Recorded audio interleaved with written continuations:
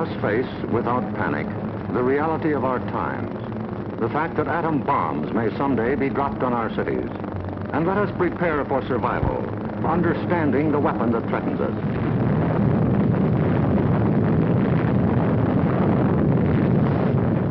An atom bomb destroys or injures in three ways: by blast, heat, and radioactivity.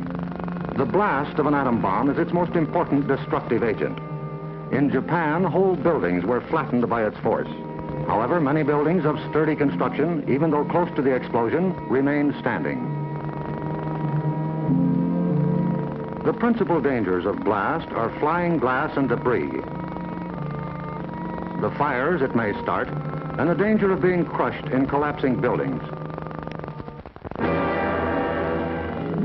The atom bomb destroys by heat. People caught in the open as far as 2 miles away suffered flash burns. Yet, protection could have been easily achieved. Here, a bridge post and rail shielded the surface behind it. Any solid material afforded similar protection.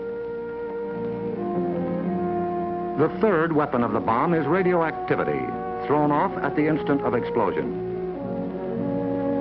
However, the majority of people exposed to radiation recovered completely, including a large percentage of those who suffered serious radiation sickness.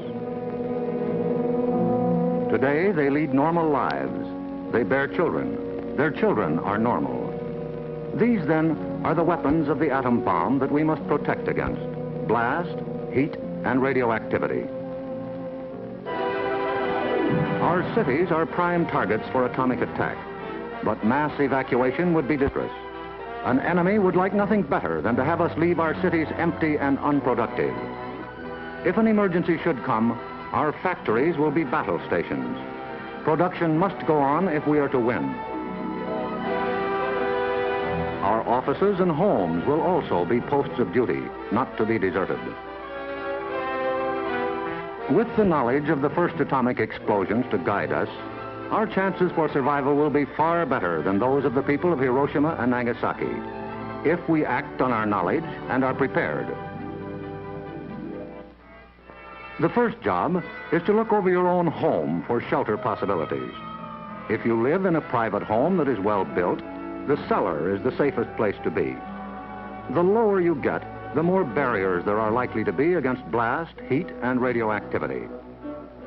Select the basement wall nearest the probable target area of your city. If the house is blown over, it will most likely fall away from this wall. If you have a workbench or strong table big enough to get under, move it into your shelter area near a wall or strong supporting column. If the time comes when you actually have to take shelter, lie under the table.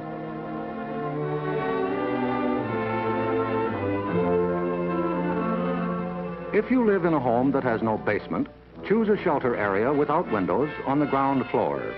An interior hallway is probably best. In time of emergency, the shelter area should be cleared of mirrors and other objects that might cause injury. If you live in an apartment house, rules for taking shelter will be posted in your building. Learn them.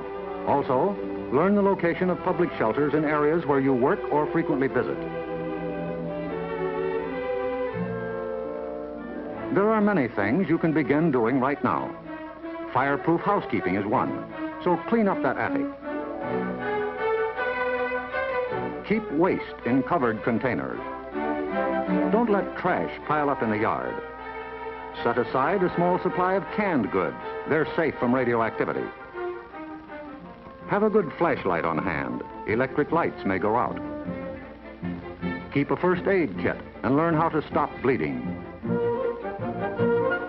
Make a habit of keeping a bottle of fresh water handy.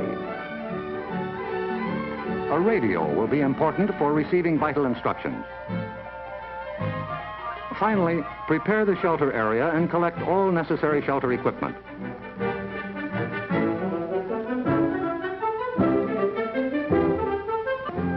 In case of an actual raid or test drill, the alert will be a warbling siren blast, lasting 3 minutes.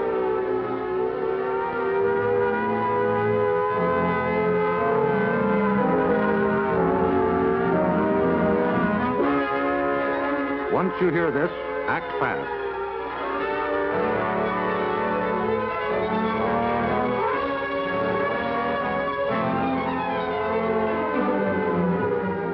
down the shades or blinds and close the drapes against flying glass.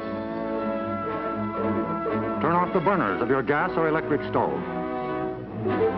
Disconnect any heating elements, such as electric irons, hot plates, or bathroom heaters.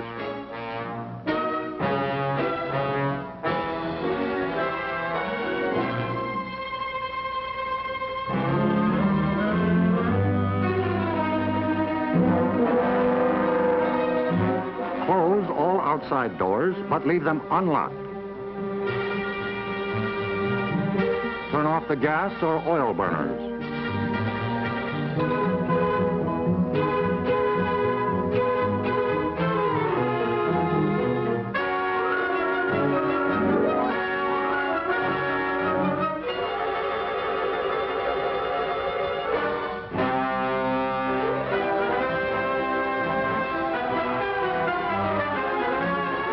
Taking shelter may be a race against time, even when you have some advance warning.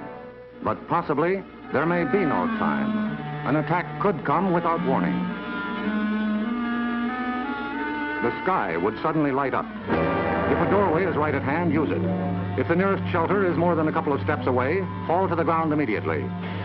Flying glass and debris are immediate dangers, so stay where you are until you're sure it's safe to move.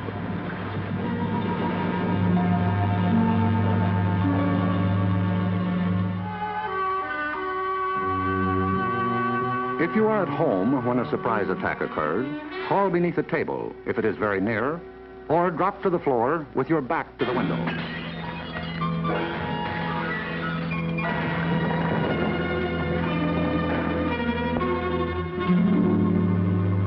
The immediate danger is over in about a minute, unless the explosion occurred near the ground or water. In this case, radioactive materials are trapped in the particles of dirt or water thrown up by the explosion. When these particles fall back to Earth, they may be dangerous.